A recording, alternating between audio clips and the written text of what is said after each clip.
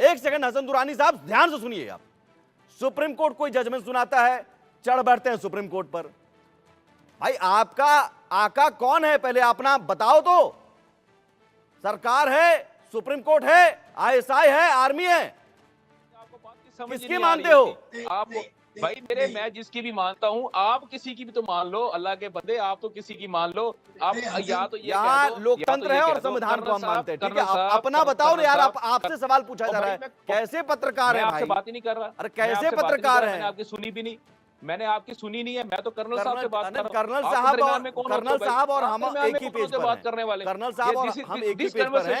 हम आपसे सीमा पर आतंकवाद पर बात करना चाह रहे हैं। कर्नल साहब, हु आर यू? आप कौन होते हैं इंटरप्ट करने वाले? मुझे और कर्नल साहब आई एम एन इंडियन। आप साइड पे हो। ठीक है हसन दुरानी, आप पाकिस्तानी होकर सीमा पर आतंकवाद पर बेशर्मी से उसे बेसलेस बता सकते हैं, तो हमें आप भारतीय हैं और भारतीय होने के नाते मुझे पूछने का हक है कि कब तक सीमा पार से आतंकी भेजते रहोगे और हम उन्हें जहन्नुम में पहुंचाते रहेंगे? कर्नल टीपी त्यागी साहब, ये बेशर्मी है कि आपकी आवाज इशू अभी आपने दूसरा बड़ी बेशर्मी है कि इनके आतंकवाद पर बात करो तो ये कहते हैं बेसलेस बात है। नहीं, अगर आप आतंकवाद की बात कर रहे हैं, बेशर्मी का लफ्ज किसके लिए इस्तेमाल किया? कर्नल साहब एक मिनट कर्नल साहब काइंडली, ये बेशर्मी का वर्ड किसके लिए इस्तेमाल किया? इंतहाई बगारत शख्स हो तुम, बेशर्मी है तुम, इंतहाई नॉन सीरियस इंसान हो तुम, इंतहाई आई बाई शाही, ये शब्द क्या है? आई बाई शाही शब्द किस क्या है? आप ये सीरियस चर्चा के लिए आए हैं ना? आई बाई शाही क्या है? होते कौन है ये बकवास करने वाले? बकवास आप कर रहे हैं। आप कौन होते हैं? सीमा पर आतंकवाद पर आपने एक शब्द भी बोला अब तक? अपनी जुबान पर एक शब्द भी बोला? लगाम दो एक भाई अपने आतंकियों पर लगाम लगाओ। क्या कर लोगे? क्या कर लोगे?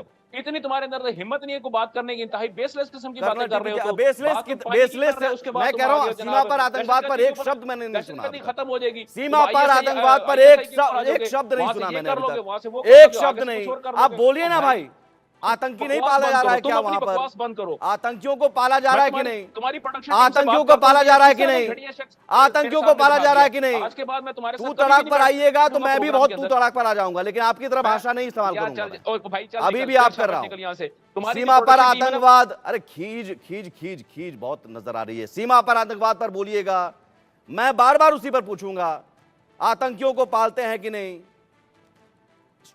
एयर स्ट्राइक में मरे कि नहीं? बहुत सारे ठिकाने ध्वस्त हुए कि नहीं? वो कब खत्म होगा? पानी तो हम बंद कर देंगे। कर्नल टीपी त्यागी, होता ना तुम्हारे अंदर इतना ही होता। कर्नल साहब भी मुस्कुरा रहे हैं। समझ रहे हैं। अच्छा थोड़ी देर इनको बोलने दीजिए, थोड़ी देर हसन साहब को बोलने दीजिए। बोल लीजिए साहब,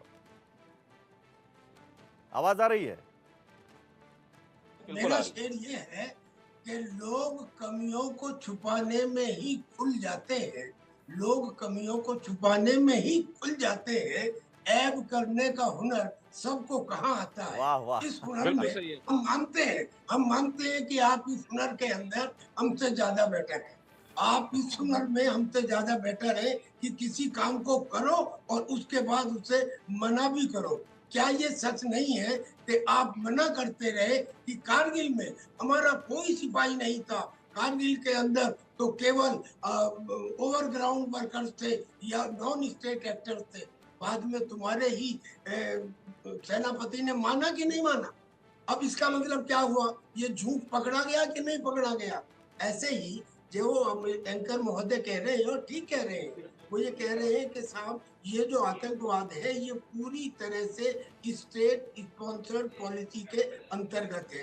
कारण ये कि पहली बात तो एक सिपाही को पैदा करने में समय भी लगता है, पैसा भी लगता है, लेकिन 72 वरों का लोग देकर किसी भी को आतंकी बनाना आसान है, लिहाजा आप उस हिसाब से काम लेते हैं। और दूसरा ये कि जो जिन लोगों को आप भेज रहे हैं यहाँ पे आतंकी गतिविधि करने के लिए, अगर ना भेजे तो आपकी आईएसआई और आर्मी का अस्तित्व कहाँ रह जाएगा? आपको जरूरत क्या है फौज की? क्या आपको भूटान से आक्रमण का खतरा है? नेपाल से खतरा है? किससे खतरा है? आपको आवश्यकता ही नहीं। आप नेपाल भूटान जैसी छोटी आर्मी रखिए, ये तो आप अपने अस्तित्व को बचाने के लिए कश्मीर के मुद्दे को जिंदा रखना चाहते हैं, इसलिए स्टेट स्पॉन्सर्ड टेररिज्म में बाकायदा आपके यहाँ ब्रिगेड है जो केवल आतंकवाद से कनेक्टेड है, ड्रोन्स की है, और तो और आपके यहाँ ट्रेनिंग कैंप है जो कई बार टेलीविजन चैनल के ऊपर दिखाए जा चुके हैं। तो ये तो मान लीजिए कि हाँ साहब आप करते हैं, उसका हम जवाब दे देंगे। हमें मैं इसका जवाब दे दूं सर, मैं इसका जवाब दे दूं। बोलिए। आपने जो बात की है, जी आपने जो बात की है उसका जवाब मैं आपको इस तरह देता हूँ कि देखें, हमें भूटान से कोई खतरा नहीं है, लेकिन हमें अभिनंदन जैसे बंदों से खतरा है। हमें भूटान से कोई खतरा नहीं है, हमें कुलभूषण यादव जैसे बंदों से खतरा है। हमें भूटान से कोई खतरा नहीं है, लेकिन हमें BLA जो कि इंडियन सपोर्टेड है और राज सपोर्टेड है, हमें उससे खतरा है। हमें भूटान से कोई खतरा नहीं है, लेकिन हमें ईरान से जो आपके जो दहशतगर्द जो ईरानियन जो है उनको सपोर्ट करते हैं, हमें उनसे खतरा है। हमें भूटान से कोई खतरा नहीं है, हमें सिर्फ और सिर्फ बलूचिस्तान के अंदर जो अर्जेंसी जो आप लोगों की फंडेड है उसकी वजह से हमें खतरा है। हमें भूटान से कोई खतरा नहीं है, हमें सिर्फ और सिर्फ खतरा है अफगानिस्तान के अंदर, जहाँ पे आपने सबसे ज्यादा आपके जो कॉन्सुलेट जो आपने बनाए हुए थे और खासतौर पर पाकिस्तानी सरहद के साथ साथ आपने बनाए हुए थे, और वहाँ पे आप पाकिस्तान अगेंस्ट जो एक्टिविटीज थी उनको आप सपोर्ट कर रहे थे, मोरली भी और उनको उसको फाइनेंशियली भी, और उनको हथियार भी आप प्रोवाइड कर रहे थे। ये वो वजूहात है जिन वजह से हमें अपनी फौज और हमें अपनी ISI बिल्कुल रखनी पड़ती है। दूसरी बात यह है कर्नल साहब, आपकी उम्र मुझसे बहुत ज्यादा है, हो सकता है जितनी मेरी उम्र हो इतना ज्यादा अरसा आपने फौज के अंदर सर्विंग करते हुए गुजारा हो, लेकिन मैं आपसे सिर्फ एक छोटी सी बात कहूंगा कि अगर जितना भी अरसा आपने फौज के अंदर गुजारा है, आप मुझे अपनी ईमानदारी से ये बात बता दें कि कौन से ऐसे वाकयात थे, ये कौन सी ऐसी चीजें थी जहां पे आपने अपना इंतहाई दीदा दलेरी के साथ, बेजिगरी के साथ और उसके आपने अपने मुल्क की हिफाजत की और उसके बाद आपने पाकिस्तान को गजन पहुंचाई। सर मैं आपको सैल्यूट करता हूं। आप जैसे लोग जो है वो चाहे वो इंडिया सर सुन ले ना, सर सुन ले, कर्नल साहब सुन तो ले। आप जैसे जो सीजन्ड जो लोग हैं, आप जैसे चाहे वो पाकिस्तान के अंदर हो चाहे वो इंडिया के अंदर मौजूद है, मैं उन लोगों को सपोर्ट करता हूं। बात ये होती है कि आप और मेरे जैसे लोग जो हैं, जब हम बात कर रहे होते हैं तो दरमियान के अंदर जो आजकल के नए लोंडे लपाड़े हैं उनको चीजों की बेस की समझ नहीं आ रही होती, और वो खामखा चीजों को इतनी हाइप क्रिएट कर देते हैं जिस वजह से दोनों ममालिक के दरमियान में जो जहां पे अच्छे भली बैठ के जो है आपस में डिस्कशन होनी होती है, वहां पे उसकी जगह पे टसल जो है वार शुरू हो जाती है, और वो नीचे जब पेनिट्रेट करती है, जब सोशल मीडिया के ऊपर आती है, तो उसके ऊपर वो शिव सेना जैसे वहां पे बंदे जो है वो उसको उठा लेते हैं, उसके बाद RSS के बंदे उठा लेते हैं। हो गया हो गया। अरे कर्नल साहब जो बात कह रहे हैं वही तो मैं भी कह रहा हूँ, और कर्नल साहब ने जो बात अभी तक कही, आप कहाँ ईरान चले गए भाई? I don't want to listen anything from your अंग्रेजी ईरान कहाँ चले गए भाई? बलूचिस्तान का दर्द आ जाता है, अफगानिस्तान का दर्द आ जाता है, इतना दर्द है, अरे इतना दर्द है, भारत से इतना डर लगता है, झुक के रहो, तो आपको है झुक के रहो फिर। कर्नल साहब कहाँ ईरान कहाँ चले गए? आप ईरान कहाँ चले गए? आपके एंकर महोदय हसन दुरानी जी, आपको जब बांग्लादेश के सुन ले यार, आप सुनते हो, आप मेरी बात सुनते हो, आप मुझे बोलने देंगे? नहीं हसन दुरानी, एक सवाल मुझे बोलने देंगे? नहीं एक सेकंड सुनिए, आप ये रूल नहीं कर सकते, प्लीज आप रूल नहीं कर सकते। ये शो मेरा है और मैं डिसाइड करूंगा क्या सवाल मुझे रखना है। आपसे सवाल कर्नल साहब भी वही पूछ रहे हैं जो हमने पूछा कि भाई आपको आपके नेता ने माना, सबूत कई सारे सौंपे गए कि आप सीमा पार आतंकवाद भेजने में, आतंकियों को भेजने में पाकिस्तान का हाथ रहा है, तो उसका जवाब आपके पास नहीं है, आपके पास उसका जवाब नहीं है, ईरान और बलूचिस्तान करने लगे। ये कर्नल साहब इनका दर्द है क्या?